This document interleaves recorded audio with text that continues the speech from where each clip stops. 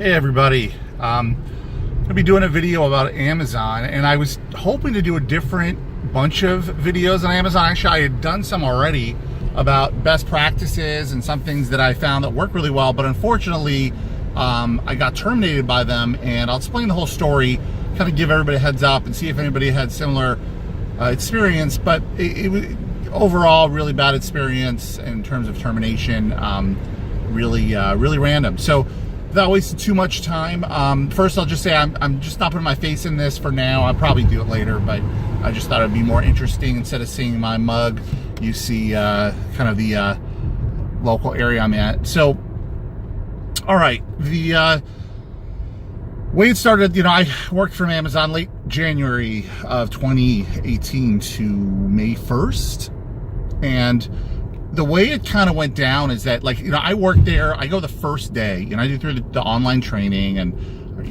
did the whole deal with the online training, and show up the first day. I was like, all right, I'm gonna show up early. Kind of didn't really have any sense where to go. There's really not a lot of direction at the warehouse where I'm at. They just don't, they don't really care. They're kind of like, whatever, it depends who's there, but nobody could give me the direction where to go, where to get vests, blah, blah, blah. I got a whole nother story on that one. But so, all right. So I kind of just do, pick up the packages, do the whole thing. Took me a little while to kind of get oriented. But what happened was, I was, so I have 12 packages in the first day. And, I do like 3 of them. They're fine. And the area I'm at, there's a lot of big apartment complexes. A lot of really hard to find locations that are not marked very well. So you have these let's say 30 buildings that have 1,000 people on them each. I mean, seriously, they have their own zip code, and you have to kind of track down. It's I'm not from the area. It took me a little bit to get used to it, but a lot of people get this job kind of because they just moved here or moved to a new city. So they're like, all right, let's, I'm going to do this in the meantime. So it's not unusual to kind of get oriented to the city. So I get into this one building, had to ask a million people. There's no one around. They're each building spaced out by really far distance. So I'm like, all right, I got to find it, and go up this this garage, and then all the way up to this building, find the guy, drop the package, and man, I'm just gotta use the bathroom. I've been doing this for a while already. I've been doing this, for quite some time. So I just try to find the bathroom, and and then I asked this person. They, they sent me this other place, couldn't find it. Go down. So I get in this area, find a bathroom, and then I get out, and there's no, it's just locked. Both doors are locked. So I'm like, how do I get out of here? And this is 15 degrees. It's a 15-degree day. The hallway was the same temperature, and I left my jacket in the car, which is already stupid. I usually can handle cold weather, but it was kind of scary. And I'm there for 40 minutes, trying both doors, thinking about kicking them down. Finally, someone opens it. I'm like, oh my God, thank you. I don't know how long I could have been in there, but I get out of there. Then I'm lost. I'm like, where the heck am I? I got this exit. I have to ask this person. I have to get security to find where to get into a warm place. Then I got to go find my car with them. By the time I'm done with this thing, I still was able to get another bunch of packages done, but I was late with 2 of them, right? By 30 minutes, which was amazing considering what happened. All right, so then that happens. Then I do another 7 or 8 blocks, all on time. Then there's a major storm. So the huge windstorm, all power's knocked out in the area. And so they put me around CIA headquarters, right? Which is not exactly the easiest place to find. They're 50 packages for a 3-hour block. All are spaced out by 1 to 4 miles. It was a block from hell, and I'm just rushing to try to get them all done. And I get them. I get a bunch of power lines are out, so blocking streets. I have to go around, and then that happens 7 or 8 times. So I have to take these huge loops to get back to the other side. One of them I had to walk quarter of a mile. I was just dedicated to get this done. Still pretty new to this, but I get them, 49 done on time, and there was 1 late by 10 minutes. But I called to let them know what happened. They said, don't worry. So this is in March. So then the rest of March, I do a block every day, and all of them are on time, and none of I did a total, I think, of all my time in 3 to 4 months. I did 3,500 to 4,000 packages, not exaggerating. 1 to 2 blocks a day.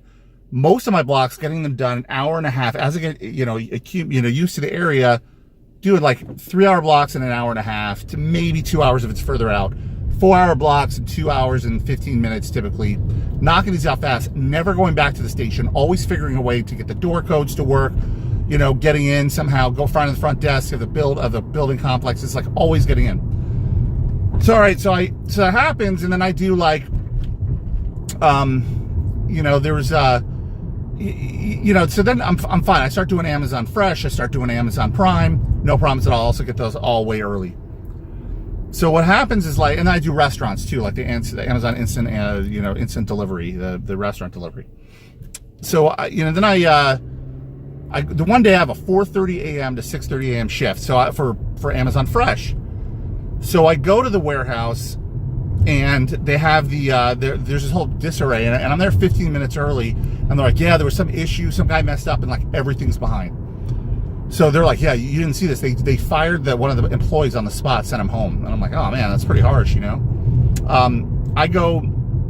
I wait probably, I don't know what it is, a few minutes, go back. They're like, look, you guys are all going to be late. It's fine. We're going to mark you down as, we're going to make sure you're not hit on your numbers. You're going to be okay. But, you're going to start on this late. You're going to be pretty late, but it's okay. It's not counting against you. Like, all right, I felt a little suspicious about it, but I'm like, all right, because I had some flex ones where they're like, yeah, we're running late, you'll be okay, but I still knocked them out early, right on the line. Like there was one time it was like an hour and a half late, and I still got it done, and I was like, man, I'm glad I didn't, because I didn't trust that everything would be okay. I just didn't think that was going to happen. So, I get my packages at 6:15 for 6:30 to be done at 6:30 with a 7 o'clock last end of shift deadline. It's like, and of course I get my stuff last, and it's like a 40-minute drive for the first drop off. So I'm like, great. I can't wait to just do all of this really late. So I get like one of them done. The rest of them are all late. They're marked as late, but I'm like, it doesn't matter. I still send an email. I get the whole thing done. Still send an email in, say, hey, this is what happened. They said, don't worry. You're at 99% and 100% like, completion. You were like for flex, you were like at like for like my prime, and I was 100%. So I had like really good ratings. So they said, don't worry about it, you'll be okay.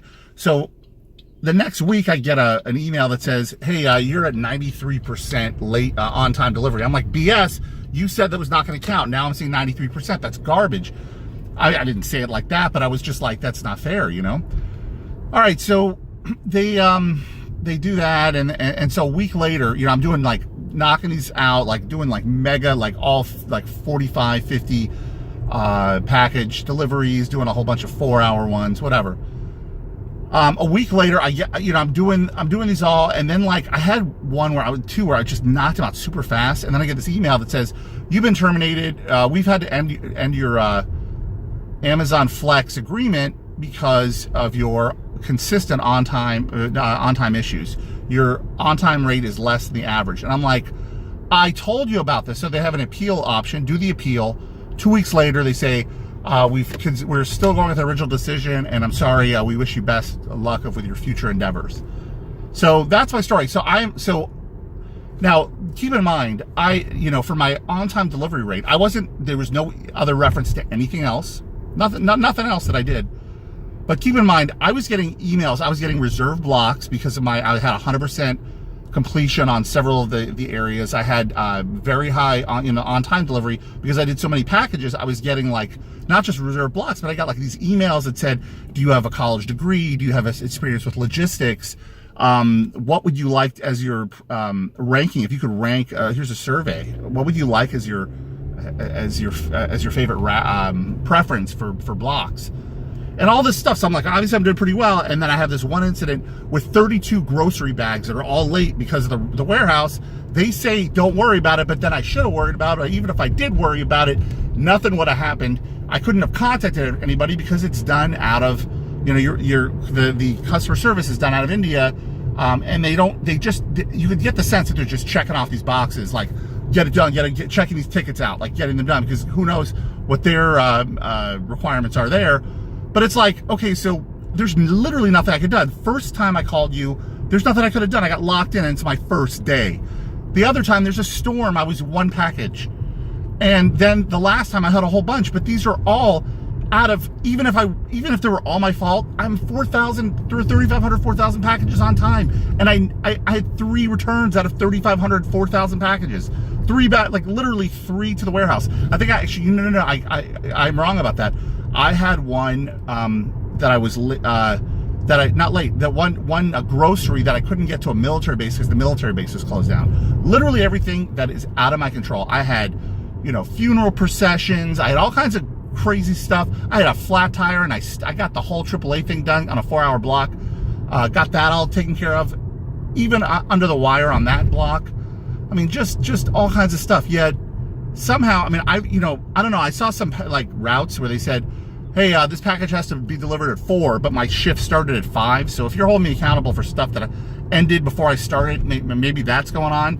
There were some Amazon restaurant ones where it was like, you have 7 minutes to complete this delivery and for a 30-minute total, and the restaurant took forever. So they said in an email that they don't count the restaurant ones against you, but my guess is that they do a 90-day metric. I've done metrics in companies before.